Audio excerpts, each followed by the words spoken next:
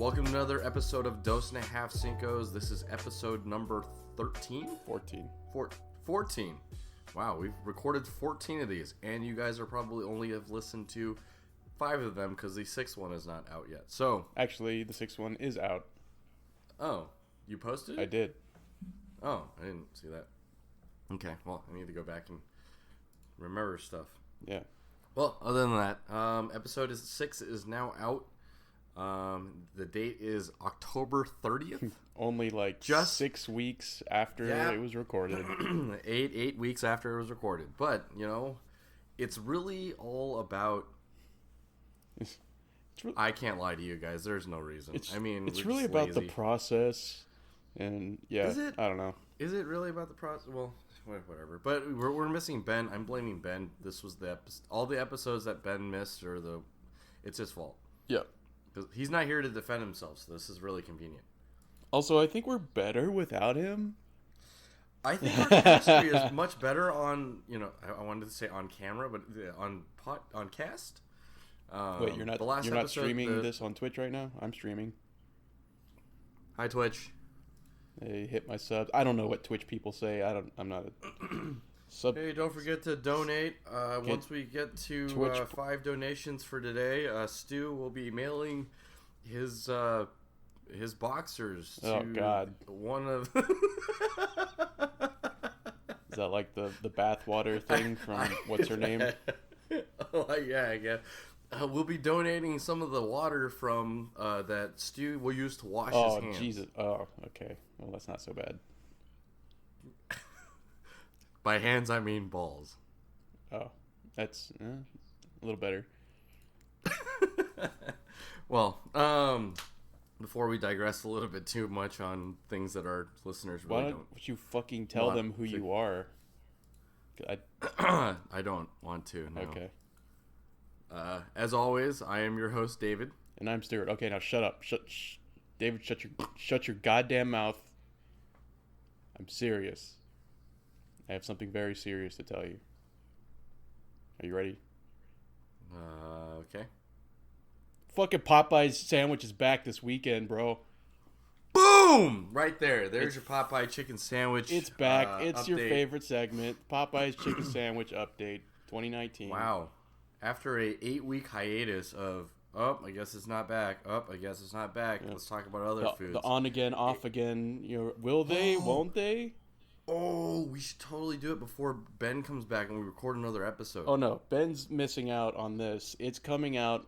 It's going to be back. And according to their Twitter, Popeye's Twitter, it's going to be back permanently on Sunday, November 3rd. Wow. Okay. Well, he's definitely not going to be back before then. So by the next episode, we'll be in the know. We'll have had our Popeye sandwiches. And Ben will be clueless. Ooh. And probably speaking Japanese. I'm probably pretty sure he probably would have it the moment he steps off the plane. That's true. Although he'd probably beeline for Popeyes. They have Popeyes in Japan, I think. So maybe he's already had it. You have to... Okay, I'm fact checking that. That doesn't sound plausible. I mean, I know they have it in Korea, but so... Popeyes chicken, Japan. What country have Popeye? Where is this list? No, damn it. Popeyes in... Oh, my God. Okay. Yeah, all right. Yeah, shut up, David. Oh, okay. If you can name the city. Tokyo? No. Yokosuka. God dang it. Where's Ben when we need Japanese translator? We need the weeb. Yokosuka. We need the Kanagawa. We need the person who Yokosuka Kanagawa. We need the person who pretends to know Japanese to tell us. Okay, just because he knows the words karage and ramen. And then he doesn't say ramen like the rest of us. He goes, ramenu. And I'm like, hey, guys, you want to get some ramenu? Oh, dozo. No, Ben, I'd like to get ramen, though. Yosh. Yeah, that's what I said. Ramenu. Okay, Dave. All right, Ben. Yeah, I'd like to get some ramen. Okay. Oh, but there's a bunch of them. There's the regular Popeyes, and then there's the Beer Club Popeye. All right, let's not digress from the important facts here. Yeah, the hard-hitting facts. let's go ahead and boil down. We will get to brass tacks. Popeye's Chicken back on Sunday. Yeah, we'll be talking about it next week. I'll be there. You know what? We should get on the Dos and a Half Cinco's Twitter and tweet at Popeyes saying we'll be there or something like that. They'll be like, who the hell are these guys? Yeah. Let's retweet these guys. I don't know, but let's retweet them. They have a podcast. You imagine? They're podcasting. That'd be crazy. Yeah. It'll be like, yeah, we'll be there. We're gonna review it. Just do We're it. gonna love it. Are you on the Are you on the Twitter? Freaking do it. I think that's kind of like a kind of a jab at Chick-fil-A, right? I think that's what they were trying to do because Chick-fil-A's they're beefing for real. Well, I mean, that's a good marketing plan, especially since it's been gone for like well over 6 weeks, and everybody had probably almost forgotten about it. So them bringing it back definitely going to be a thing. So for sure. All right. Yep. So there's your Popeye's Chicken Sandwich Watch 2019. It's back in effect. We'll be back next week with our review of the sandwich. We don't talk about movies anymore. Yeah, we just talk about chicken sandwiches. Although I imagine by the time anyone listens to this, the Popeye's Chicken Sandwich is going to be like a staple. No one's going to remember the dark times when it was unavailable, and you just had to you tried to search it out, seek it out, and you just couldn't find it. No one's going to remember those times. That's the struggle. No one's going to remember the struggle. In the 40s, they had the Great Depression. I think that was the before 90s. That. Whatever. What? Yeah, I'm not Darren. Some other tragedy. There was some other tragedy where people were dying of hunger, but 70s. They will remember 2019. Yeah, 2019 for the death of the chicken sandwich. There was 6 weeks. It was very dark, and there was a lot of turmoil. A lot of suicides. Crippling depression, foreclosures, family divorce rate skyrocket. Unemployment skyrocketed. All kinds of bad things. And the Dow, the stock market almost crashed because the shortage on chicken sandwiches. Yeah, I mean, it was unbelievable. They were shorting. It was felt across the. They were shorting the chicken sandwich funds, and someone made out like gangbusters. Yeah. But Stu, thank you for that. I definitely will be partaking. That will be a fun, interesting Sunday for sure. Oh yeah. What? No, I was agreeing. I was being agreeable. Oh, okay. I will take my lashing because Stu did beat me in fantasy basketball this last week. Yeah, it's first week. Yeah. Shut up. I'm getting whooped right now. Go to work. All right. Yeah, get to work. I didn't say anything. You started it. You shut your mouth right now. So besides chicken sandwich update, Stu, did you see anything else this week besides our movie of the week, Parasite? I did. I had a pretty busy week actually. Now I think about it. Abominable. No, Angry Birds 2. Sorry. Oh, how was it? No, I didn't see that. I did see a couple. Just one quick thing. I did watch a bunch of the Naked Gun. Well, not bunch. There's only 3, but Naked Gun movies. They're on Hulu. So I was just like, all right, yeah, sure. And they went. They're like 80 minutes long. So that was a fun, quick, couple hours. And then we did do a Keith movie night. Keith watches movies, whatever we're calling it, on Friday. And the movie that was selected was Eraser, starring Arnold Schwarzenegger. Oh, Eraser! Yeah. So yeah, that was good. It's still unbelievable how many movies Keith has not seen. So that was a good fun one to watch. And then I did happen to not sneak in like to the movie, but sneak in my schedule. The Lighthouse. And? Okay, if you had to give it a rating, what would you have given it? 6? It depends. I have 2 ratings for it. Okay. If it's rating number 1. Rating number 1 is if this is like your thing, the kind of thing you're into, where like it's very kind of avant-garde, very artsy. Yeah, very artsy and stuff like very kind of out there. Then you'll probably really like it. In that case, it'd probably be like an 8 out of 10 because like aside from like all the everything, all the gripes I had with it, like the acting and the cinematography is pretty great. So Willem Dafoe and what's his name, Robert Pattinson. Surprisingly for him, he's pretty good in that movie. But the story was just so fucking bonkers. I couldn't follow it for shit. So with that aside, my second rating is a 5 out of 10. Okay. Well, is this a wait till it hits DVD movie, or do you think it was necessary to see it? Yeah, you should wait to see it when you don't have to pay anything extra for it. Okay. Unless you're into it, that's what I'm saying. If you're into those kinds of movies, then yeah, go see it. Otherwise, yeah, you can see. I was kind of disappointed by it, but I was definitely looking forward to that one a little bit, but I'm mostly just trying to find an opportunity to be able to see Jojo Rabbit, because that's definitely something that's I want for sure the one. I mean, they haven't had a larger release yet for that, have they? I think it's steadily climbing, but we'll find out in our box office countdown for sure. Oh, well, yeah. I didn't really see anything else besides our movie of the week. I mean, I'm still like maybe 3 episodes away from finishing the current season of Stranger Things, and it's definitely getting stranger and stranger. Okay. Things are just getting stranger in this show. It's so strange. It's so strange.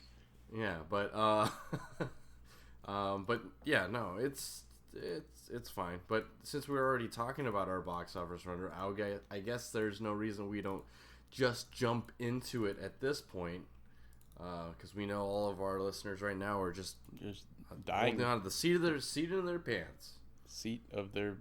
Holding on to this. I don't know if that's the saying, but okay. If they're holding on to their seats of their pants, sports fans. Wow. Sorry, I couldn't help it. I heard that. We're in for another extended session. Oh, God, stop it. Okay.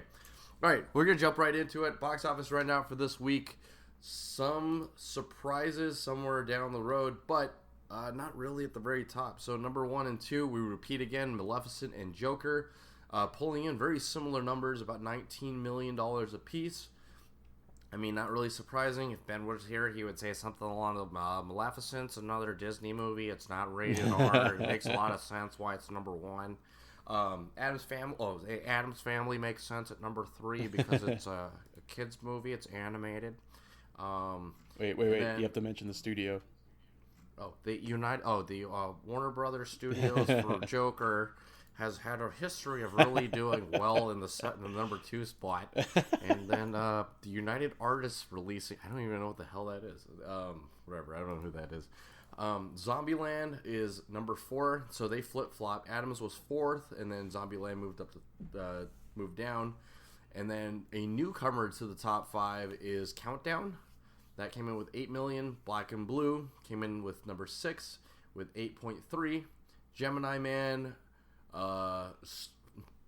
slid a couple spots all the way down to number 7. That one's a Paramount Pictures okay film. Sorry. The film that Stu was just talking about, Lighthouse, that one was outside of the top 10 and is now in the top 10 at number 8. Probably with $3 million. Probably because I saw it. I believe that's part of it. They've been following the Dos Nancingos Twitter, which has literally no posts. But we should probably have. I think we should just have everybody have the access to it, and they can post whatever they're seeing. Like, Stu went to go see Lighthouse, and then David still watching Stranger Things. Yeah. And then number 9 is Current War, the director's cut. I don't know why that was necessary because I don't remember the original one being out. And then number 10 is holding on to the last spot in the top 10, Abominable. So we finally have Downton Abbey falling out of the top 10. Thank That one God. placed 11. Parasite slid slightly, but it did increase in the number of theaters. But it doesn't look like it's growing as fast as we were hoping it would. Because right now it's at 126 theaters. Originally it was under 50 last week. So it's slowly growing, but it's definitely not to the point where it might hit that critical mass. Jojo Rabbit to 14, and then that's pretty much as far as I'll go because Someone complained to me last time saying it's not. I mean, the top 10, I was not the top 25. I was getting comments and everyone was tweeting me like, "Why the fuck is David still talking?" It's like, so I just had to say something. Okay. Well, but real quick, so, I had a comment about sure. the fact that what do you call it? The lighthouse and now also the shit. Where did my tab go? There it is. Parasite. No, sorry. Parasite. I noticed something when I went to go see Lighthouse. I actually saw it last night. Was during the previews they showed this is at AMC. They showed a preview for Parasite, and then like the AMC has like a little after the preview they show like a little card that says like when it's coming out, and it said like coming soon, like or it's gonna like be out soon. So like I don't like, and I just checked right now at that AMC. They don't have Parasite listed, so I'm wondering if Parasite is still going to have a wider release coming up. That's possible. Well, I mean, that would definitely help a lot for sure. I mean, it's done fairly well for being in such limited areas. Same thing with Jojo Rabbit. That one literally was in 5 theaters. Now it's in 55 theaters. So, but yeah, there's a couple other ones. I think, we finally see it fall out of the top 10. Hustlers also out of the top 10. But then outside of that, everything else is roughly about where it was before. But any other interesting things, Stu, that you noticed about this top 15, I guess, at this point? The only other thing I was going to say was, because it doesn't seem like there's been too many notable changes. I mean, there's the Countdown movie, but, like, who cares? It's Halloween. It's like, whatever horror movie for, broad appeal to audiences, so... But one thing, I'm looking at the Lighthouse just on Rotten Tomatoes here, and I must be, I mean, I'm sure I am, just a giant dummy, because, like, the whole movie kind of, like, went over my head, because apparently critics and audience, like, rated it pretty high. And I'm, like, I can appreciate, like, again, like, everyone's saying, like, oh, the acting, and it was shot really well, and, like, I agree with all of that, but I could not, for the life of me, follow what the hell was happening in the movie.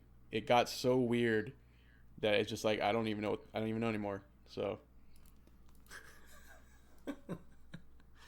maybe you're just the action guy who doesn't understand any deep. Yeah, if there's not meaningful, no explosions or guns, then it just doesn't.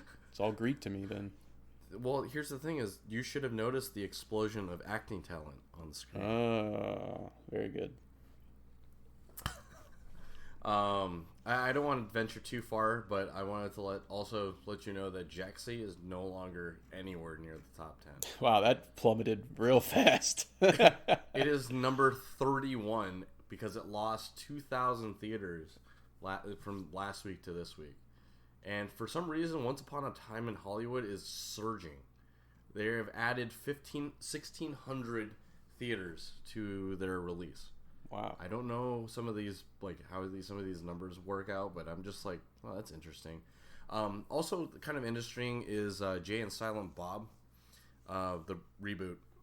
Everybody was asking, was like, oh, you guys reviewed that one, right? And I was like, yeah. And they were asking, well, how can we see it? I was like, I think it's part of a tour. I think they announced that before. There's a tour that Kevin Smith is doing and they're just showing the movie in that area. Yeah, so and I think that's expired now. They're not showing it anymore, or they're waiting for a wider release.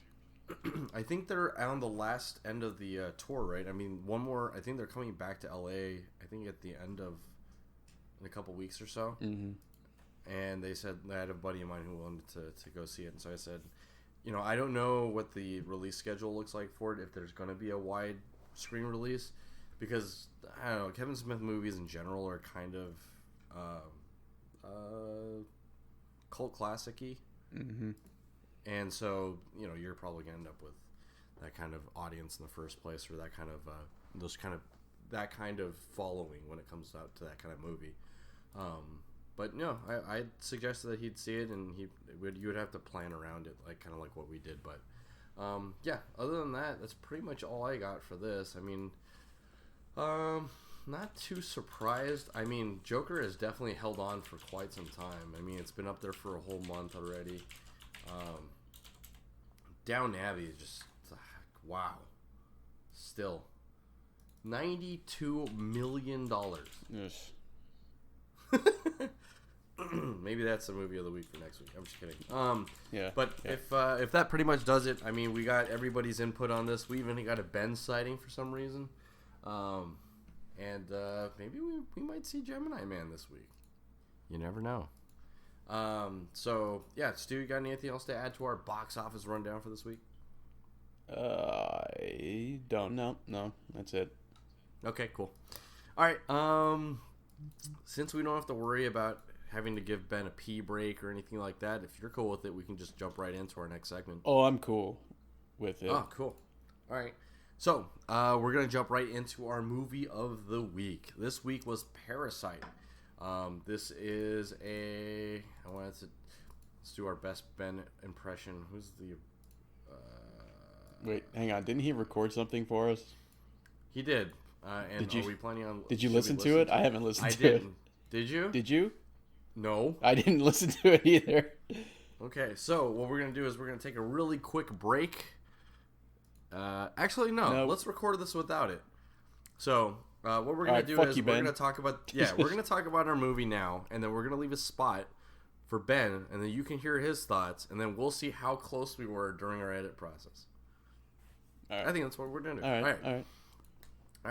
Okay. So, I'm gonna do my best Ben impression. We're just gonna figure out who the. I mean, you were doing it pretty good when you're telling me about the studios and the kids' movies. So, that was pretty good. So, Parasite is. Well, now you're just more Asian. He's directed by Bong Joon-ho. And, Parasite is actually. So this week's episode, is our movie of the week is Parasite, and before we get into it, we're going to have Ben give us a quick synopsis about the movie Parasite and what it's all about. And Ben, take it away. Yeah. Hopefully, he didn't say anything stupid. Wait, who am I kidding? Hello, you've reached Ben Sumali. Sorry I can't come to the podcast right now, but if you please leave your movie that you're reviewing, I'll tell you why the movie didn't do that well in the box office, probably due to its R rating, as soon as I can. Thanks, have a great day. You have chosen the movie Parasite this week for your movie review. Here's a brief summary for you listeners at home who might not know what this movie is about. When a new threat emerges that puts both Bird and Pig Island in danger, the Angry Birds team up with their nemesis, the Pigs, to forge an unsteady truce and form an unlikely super team to save their homes. Please pause the recording now to allow your David to scramble and find the real summary now. You may resume the recording when he has finished giving his subpar summary of the movie. So just in case he did say something stupid, I'll record something. Parasite is a dark comedy from Korea. Hang on, I'm gonna try not to. Well, keep going. I'm gonna mute my mic so I don't laugh over you. And it's a hard family of 4. Who happened to join another family who has everything that they want. So, what do they do? It is their struggle to live up to the lifestyle, to try to earn enough to be able to live the lifestyle they want to. But they are to stay. I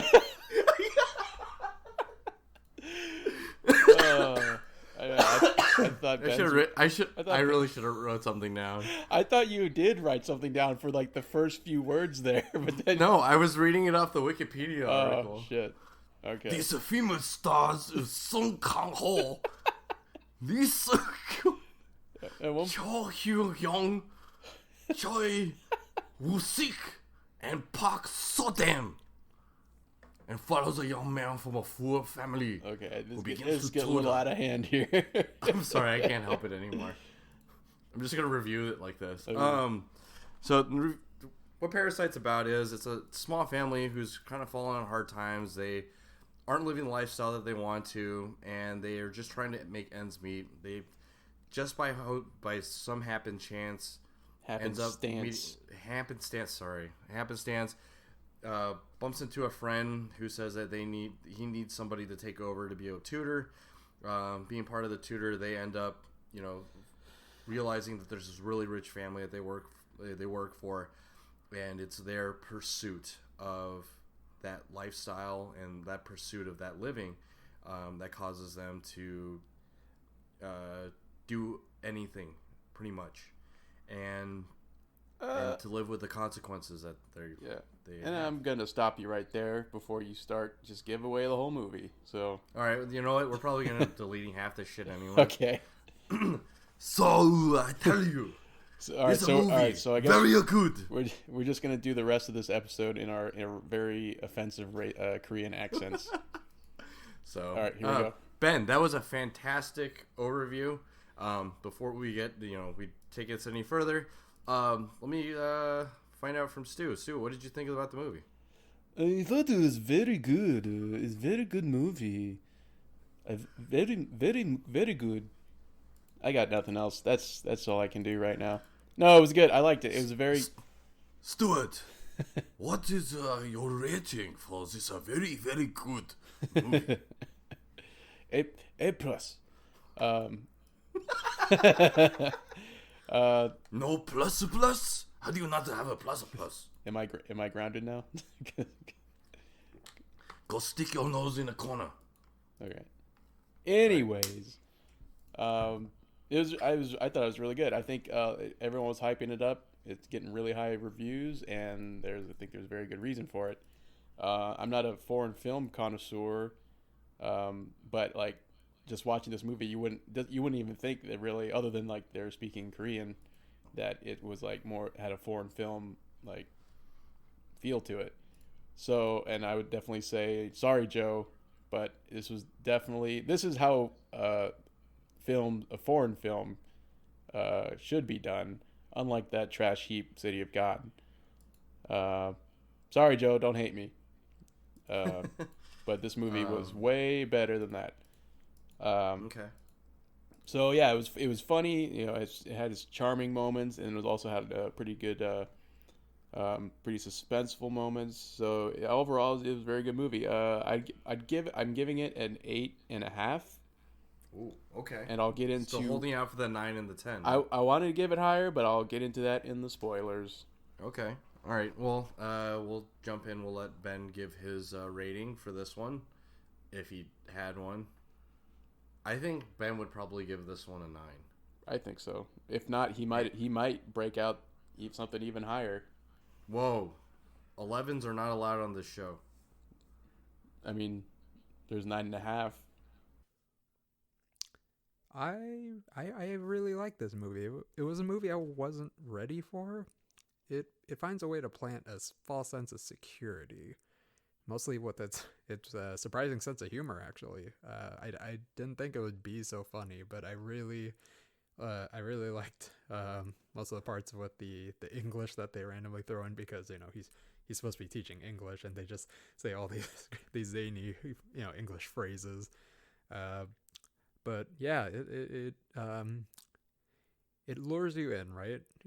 Brings in that humor, but then it transforms, and it reveals its true intentions. And I don't really want to give away too much, but I will say that I really like what happens, after it pretty much lures you in.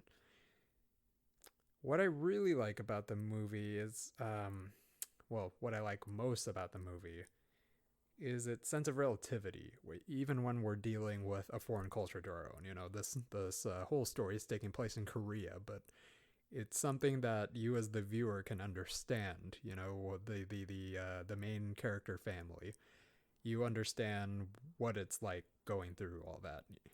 They're tough on their luck, and they they claw their way out and try to find a new way to live. It was really captivating, especially with all that humor, like I said. It's definitely a movie that deals with societal values, and these values, I think, are known throughout the world. You know, it's not something unique to Korea or something that's unique to America. I feel like, you know, anywhere you go, you'll probably, you know, encounter this. Overall, I'd give this movie maybe an 8 or 9 out of 10. I was definitely a big fan of the ending, the way that the plot kind of transformed. Man, I can't really give too many of my thoughts without going into spoilers, but just know that, yeah, I definitely was a real big fan of the way it ended.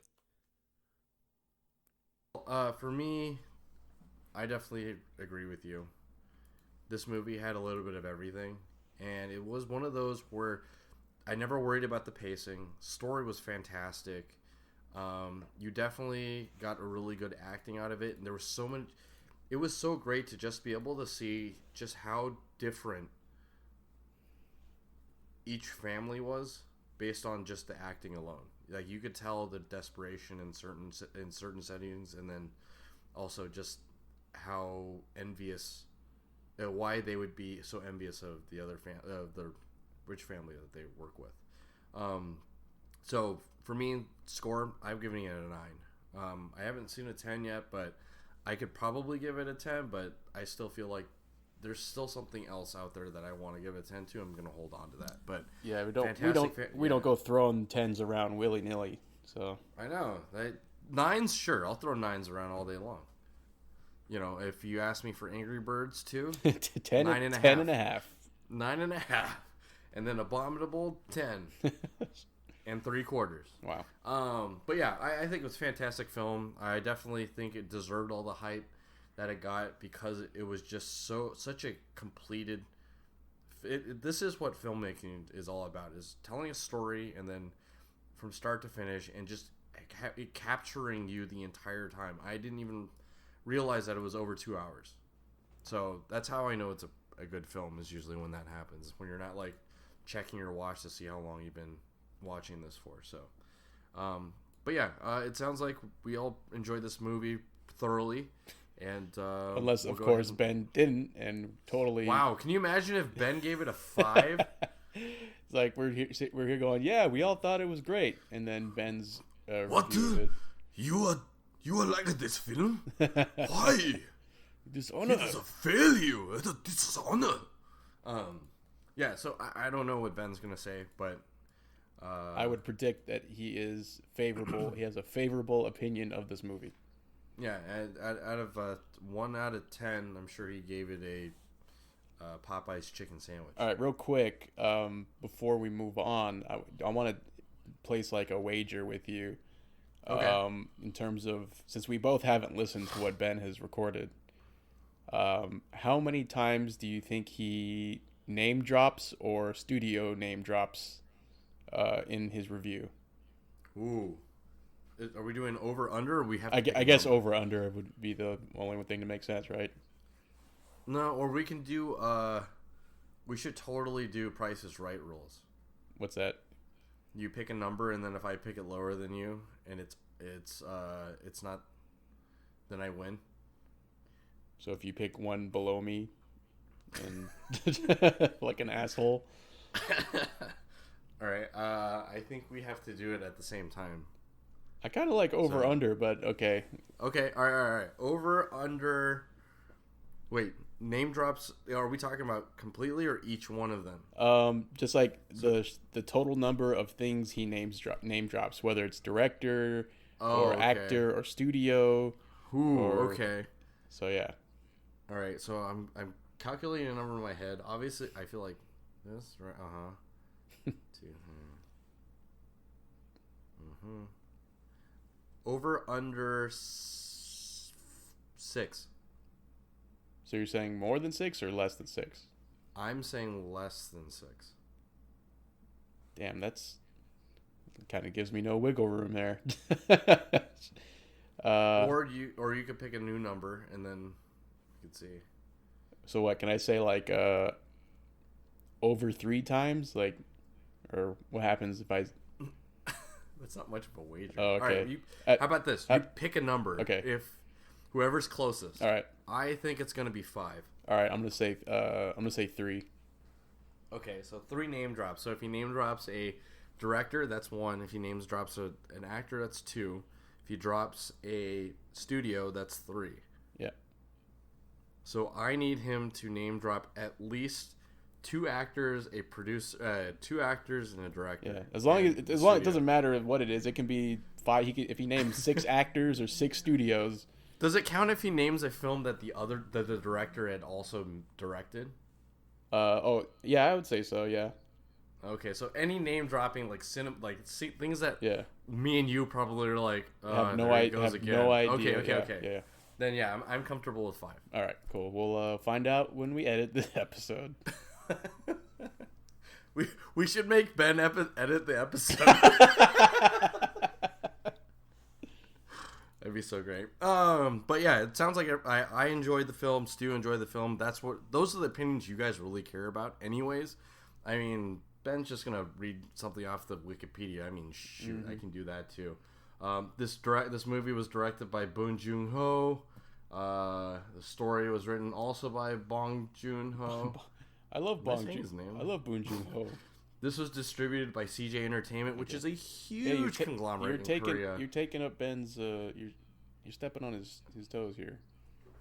He's not here. There's no toes to step on. And besides, it's shoulders. It's always shoulders. Or what if he's recording? What if he says all those things? That'd be great. Wow, dude, it's won so many awards. Like a crap ton.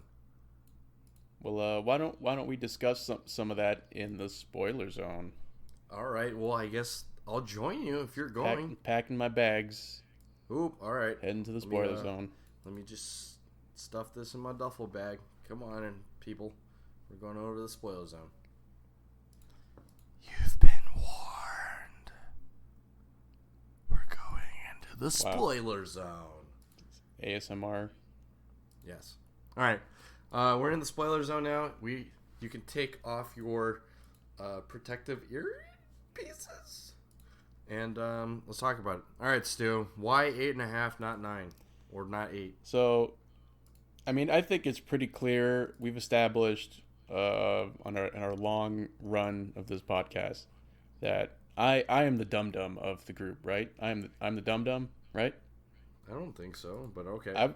Well, at least for this point, I'm gonna take that. I'm gonna wear that badge.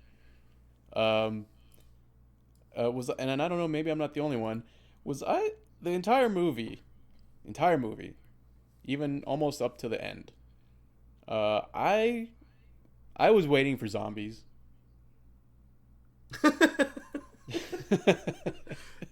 Did you watch Double Tap at the same time as this movie? Why did you think zombies? I don't know, because I tried not to, again, with a lot of the things, I try not to look at too much about it before seeing it, at least. So I saw like the poster and then the movie title, Parasite, and I had seen some flashes of the preview where, like, I think they were showing like a stagger, like, you know, the guy who was pissing outside their little half basement apartment. Like, yeah. I thought that was like, oh, that's the classic setup for the, you know, some kind of, there's a parasite and it's causing people to go crazy. So I was expecting that. It wasn't until about 20 minutes or so into the movie that I started to suspect that I am a giant idiot. And that where's all the zombies although I was holding out hope. Because if you recall, you know, they're all at that one point when they're all in the house, like they all got into the house and they're having a good time while the rich family is away camping. There's a scene where they discover, you know, like that underground basement. What do they call it? Bunker thing. And when that started happening, I was like, oh boy, here we go. Here comes the zombies. I thought it was her trying to sneak into the house again and just like, because I thought that was a tunnel from outside trying to get back into the house. I didn't realize it was a bunker. I was like, oh, it's like a tunnel underneath it. Like there's a secret passage to another place. you know, they snuck in from like a sewer grate or something like that, and I was like, oh, it's a bunker where her husband is dying, right? Because he hasn't eaten anything in a long time. But yeah, no, I thought for some reason I was like, I read a little bit about it just in general, and I figured I was like, oh, parasite means that the family's a parasite and it like grows inside you until it kills you. I started making that connection about halfway through the movie, but I was holding out hope that this was a giant diversion from you, and then there'd be zombies down in that basement bunker thing, or some. Like, I was hoping everything that was shown up to that point was like, oh, the parasite is the family. They're the parasite. They're latching on to this wealthy family, and they're gonna take over or whatever. But I was holding out hope that was just a distraction from the real threat, which was the zombos in the basement. But there were no zombos. I think if they had gone zombies, I don't know if I would have liked it. I'd have been like, cheap. Oh, shit, boo. There's just zombies in the base. Hey, everyone, there's zombies. It was zombies all along. I knew it. And they would have gotten away with it, too. If it wasn't for you and your meddling son who's a tutor. His son, whose also name is Son.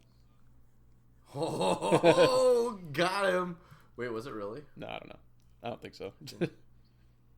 I don't know. I wanted. It's very likely. It's very likely. I looked at the cast list and I was like, dude, 3 of the guys look exactly the same. Who's what? The only one I recognize is the dad, Mr. Park.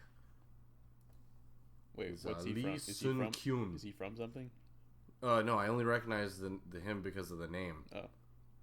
I was like, oh, I know Mr. Park. I know who that is. Oh. Because I can just pick that guy out. But yeah, no, I thought it was really interesting how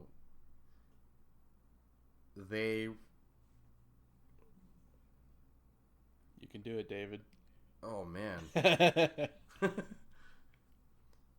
I thought it interesting that there's a movie. I don't know. I thought that was really interesting that the thing that ticked off the dad finally, that like broke everything, broke the back, was the fact that the other dad, the rich dad, he stuck his nose up because he didn't like the smell. Right. And I liked how they always kept saying that they didn't like the way Mr. Kim smelled. Mm-hmm. He smelled like boiled radishes. Yeah. This movie had me on the edge of my seat, like, for most of it, because it was just like, when are they going to get caught? And they didn't really get caught until almost like towards, 3/4 in, right? Mm-hmm. And I thought that a lot of the things was just like, oh, you know how like sometimes you see a movie and you're like, oh, that's not possible, or that, how is that possible that this is, how did they get to that point, or how did they fly from Russia to the Samoan Islands in less than 24 hours, that kind of thing. But in this one, it was just, even though it kind of stretched the imagination slightly, it wasn't so far out that it was unbelievable. It was just kind of like, wow, yeah, I could believe that a family would do almost anything just to be able to get in. And I was like thinking, you know what, maybe the dad, the son gets in, he gets his sister in, and I thought that was going to be it. I didn't realize that they were going to axe the entire family, right? They're so methodical about it, too. And there's no shame in it at all. And in the 1 second that they show weakness, right, they let the old housekeeper in, that's when everything falls apart, right? Before then, they were making decisions as a family. But because they felt bad right after while they were drinking and all that stuff, right? The dad was like saying, the chauffeur, I feel so bad for him, but I'm sure he'll find another job. And they're like, no, the people who should be looking out for each other is me. Right. I should be looking out for us, right? And the moment they reveal some vulnerability, it's almost kind of like they exterminated themselves to an extent, right? Mm-hmm. So that was crazy, and it's just the desperate. Whoever directed this, the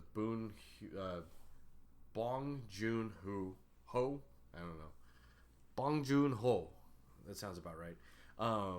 I feel like he was really good at being able to kind of extract everything out of out of the cast to be able to express just how crazy different the lifestyle looks like from somebody who has all the money in the world, doesn't have to worry about anything, and then the other side of the family where the things that we take for granted, like Wi-Fi and like regular plumbing, now having to live underneath like water and stuff like that.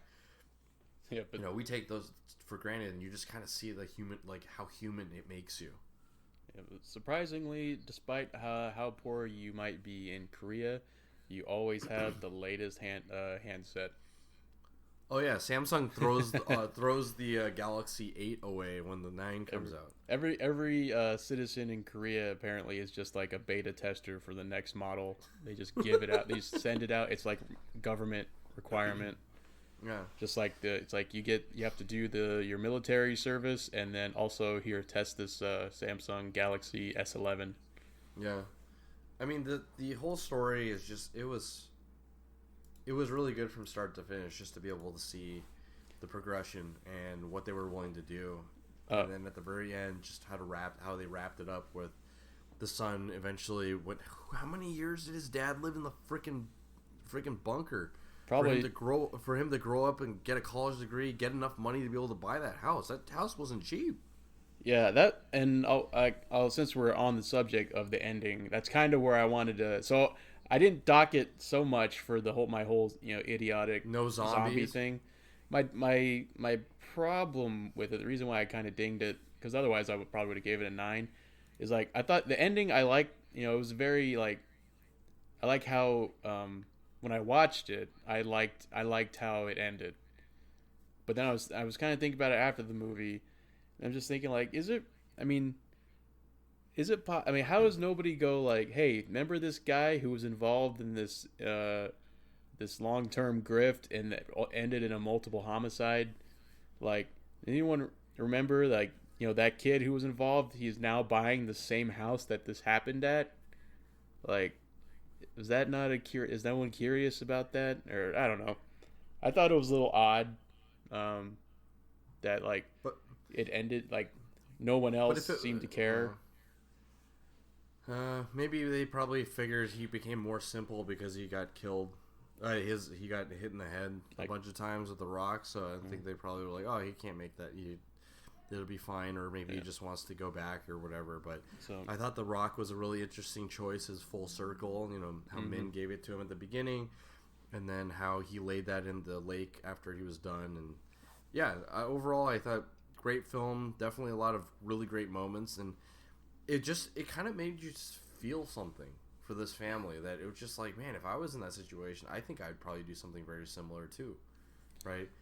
Yeah, because the vulnerability was very, very natural and very realistic and very believable. Yeah.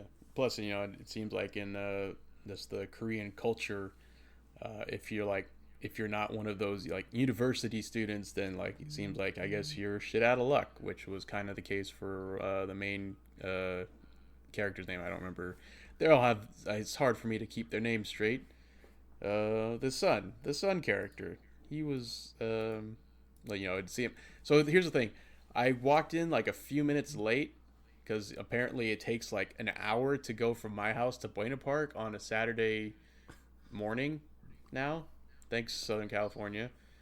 So like, yeah, I got there. I walked in, I think like 10 minutes late, hoping that they were just, it'll just be previews, but I don't think they showed previews because this was at CGV. And so I missed the first part, so I was a little lost as to, maybe you could fill this in, as to like it seemed like they just naturally like adopted this con artist like thing where each of them were now conning the rich family. Like, was that established in the opening minutes? No, it wasn't established early on. I mean, they had established that he was very intelligent, that he had a lot of stuff. It's just they didn't have enough money to be able to send him off to college. And then so they had this friend of theirs that he went to high school with and who went off to college, but he was studying abroad.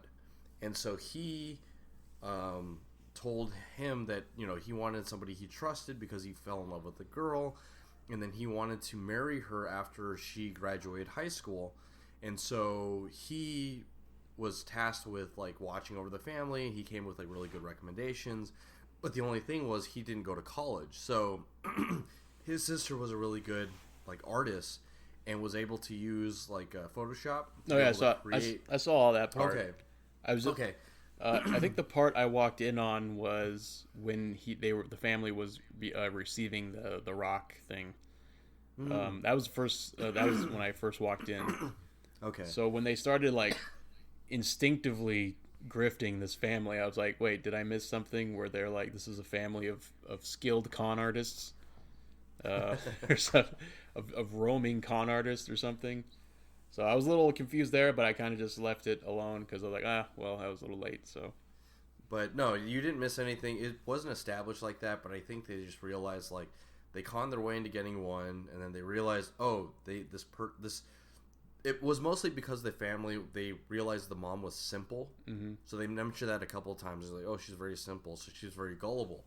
So slowly but surely, they just kind of wormed their way in, kind of like a Parasite does, right? It like grows. Oh, and it Parasite spreads. movie name. You know, it latches on to they latched on to this family, and they were slowly just seeping all of the benefits from the host, you know, this host family, until they kill it, right? They kill his family. They kill this cash cow that they had. Yep. So, but yeah, no. Overall, I think fantastic movie. I definitely recommend it to anybody to go see it because it definitely makes you laugh. It definitely makes you kind of like hold on to your seat. There's moments where it makes you jump a little bit. There's moments where you think there's zombies. Yeah, even that. It makes you almost believe anything you want. Actually, the funniest part was one of the scenes where they said that the little kid, the little boy, saw a ghost on his birthday the year, like 3 or 4 years prior. That was super creepy. Yeah, dude, it kind of reminded me of the Pennywise from It. Mm-hmm. I was just really waiting for a balloon to come out and be Korean like, I got you a present. Yeah, Korean It. But that wasn't the way it was. But other than that, I really had no reason to not give it a 10. But I'm holding out for something really, really fantastic. But 9 is a great score for it, for sure.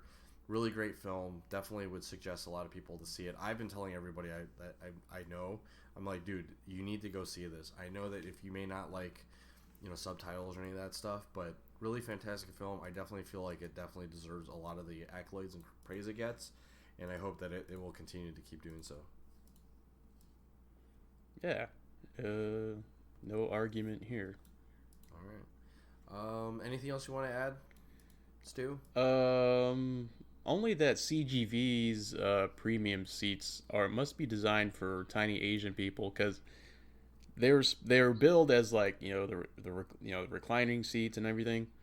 So I got the ticket for that, and so I tried to recline it, and before it even got past like 30 degrees of recline, it stopped. No, my feet hit the front of the chair in front of me, or the back of the chair in front of me. So like, how people with tiny legs sitting here? So I didn't get to utilize it.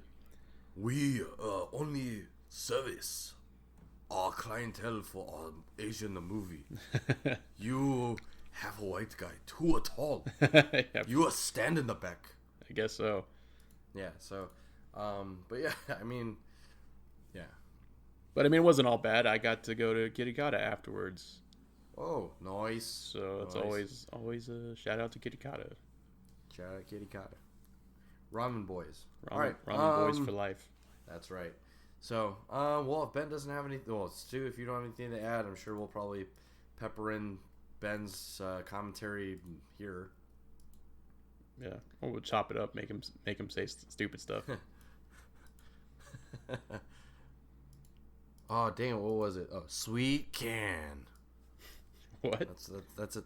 I don't know. Ben always says sweet can. I don't know why that always makes him laugh, but he says that. Yeah, he does all the time. He'll watch on the next one. You can just say sweet can, and then that, and he'll start laughing. Or you could say corn cheese. Oh no, that's for Keith. So the first half of the movie, I felt like it was dealing with a lot of dark humor. It was funny, but I mean, if you look at the plot and what the characters are going through along with the family, right? it kind of sucks. You know, they kind of swindled their way into this high class society home, and they got everyone fired. You know, they seem like decent people. They didn't really need to do all this, but they really wanted to be, you know, part of high society. You know, they get the housekeeper fired, they got the driver fired, and it was all through really shitty ways. But at the same time, you know, dark humor. It was kind of funny. You know, the way that she planted her panties in the car. My favorite one was when they got the housekeeper fired, and they convinced the mom and the dad that, you know, she had TB, and oh my god, the part with the hot sauce and the blood, that was great. Now, that's what kind of got me into the movie at first. I really enjoyed the turn that takes later on in the film, once everyone in their family gets settled in and kind of, you know, plants themselves in that household. After the housekeeper comes back during that stormy night and she goes down in the basement, man, holy shit. Like, I wasn't really expecting that. It was a little scary, a little spoopy. And, you know, you got this whole first half of the movie where it's like lighthearted. Well, not really lighthearted, but, you know, dark fun. You know, it's like, ha ha ha, man, these people sure are showing them, you know. And then finally, you know, you get this foreboding sense of dread. You know, it's this dark, stormy night. The housekeeper comes back. She's usually very well composed, and, you know, she's just in shambles when she goes up to them, and she seems like she's begging them for, you know, any kind of help. And when she goes into the basement, you don't know what's going to happen. You know, it's like, what's she doing down there? You know, is there something supernatural to this? Is there something more sinister? And it definitely had that sinister feel. After that, the movie takes a very, I won't say very dark turn, but it does take a darker turn when we find out about that other guy living down there, and we start building all these layers and parallels to, you know, the title, Parasite, how the family tries to infect its way into this high class family, trying to take over the host, and then this other family, you know, they're already, you know, burrowed pretty deep into the family, and they've been, you know, living and trying to envelop it as a host, and, you know, we take this dark turn where they're trying to, you know, establish who will get to live there. And my god, the ending, it definitely, I thought it couldn't get surprising more, but damn, like, they go down to the basement once again. The son, Jesus, man, I thought he was dead. He gets a boulder to the head, to the face, you know. I was shook. I was pretty shook by that.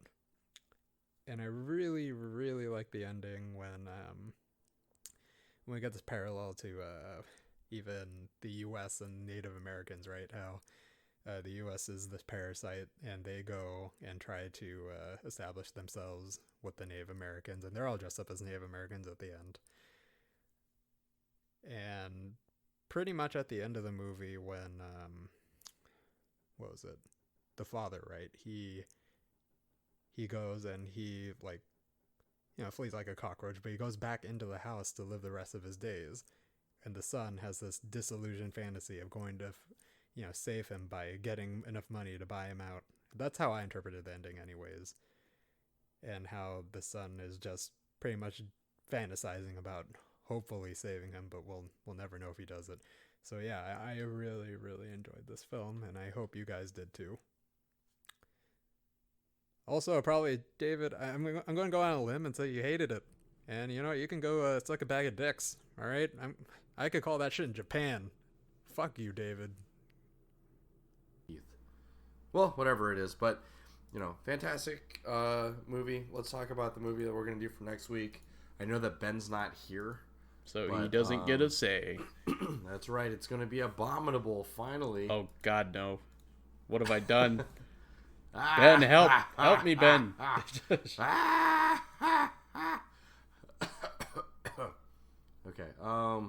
let's take a look to see on the calendar what is releasing next week. Oh boy, There's a couple things. Terminator: Dark Fate. Dare we? 5 now, dog 5. Dare we even go there? I actually might want to. That's actually where I'm leaning towards is Dark Fate. Okay. Mainly because it has the 2 main actors in it. Mm-hmm. Schwarzenegger and Sarah Connor. Well, what's her real name? Sarah Connor. Oh, she's real life Sarah Connor. Oh shit, what's her name? Either that. I wanted to see Black and Blue. I don't know if wait, which one is? Oh, that's the one. No, okay, where I'm thinking of the. She gets, yeah. I'm thinking of the other one where it's like the Bonnie and 21 Clyde Bridges? thing. Yeah, no, that one I do want to see. It's like the Bonnie and Clyde like one. Oh no, that's Love and I don't want to something. see that because it just looks like SJW porn. Are you just not woke? I'm not woke apparently. You not woke? I'm not woke. Tune in next week where we get rid of the bigot that is Stuart, and we replace him with somebody who's more socially woke. Yeah, the racist, sexist bigot, because I don't want to see that movie. Okay. Well, it was either we can see Terminator: Dark Fate. I was planning on seeing Maleficent because it is the #1 movie in America. So I didn't see the first one. Linda Hamilton, that's Sarah Connor's name. Oh, okay.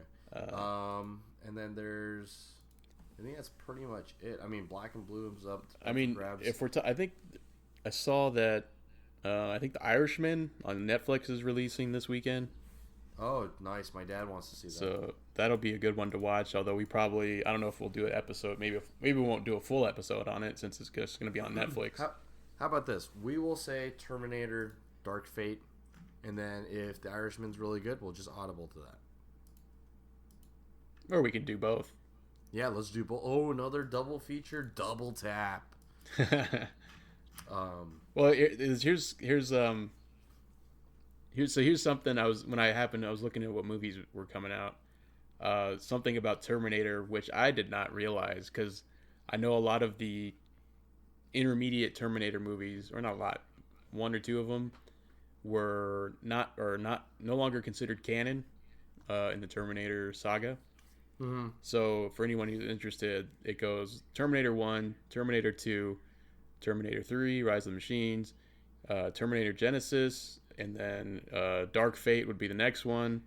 And then along those lines is also the Sarah Connor Chronicles and then Terminator Salvation. But an interesting thing I found out today about the third Terminator, arguably the worst one, Rise of the Machines, there was a deleted scene in it where they show the company. It wasn't Cyberdyne, it was the company, like it was the evil company in Terminator 3 that was making all these things. They showed a clip, like a promotional video, where they were of the soldier they were modeling the T-800 after, and it was Arnold Schwarzenegger. So like they show you like why, Terminator 1, why he looked that way.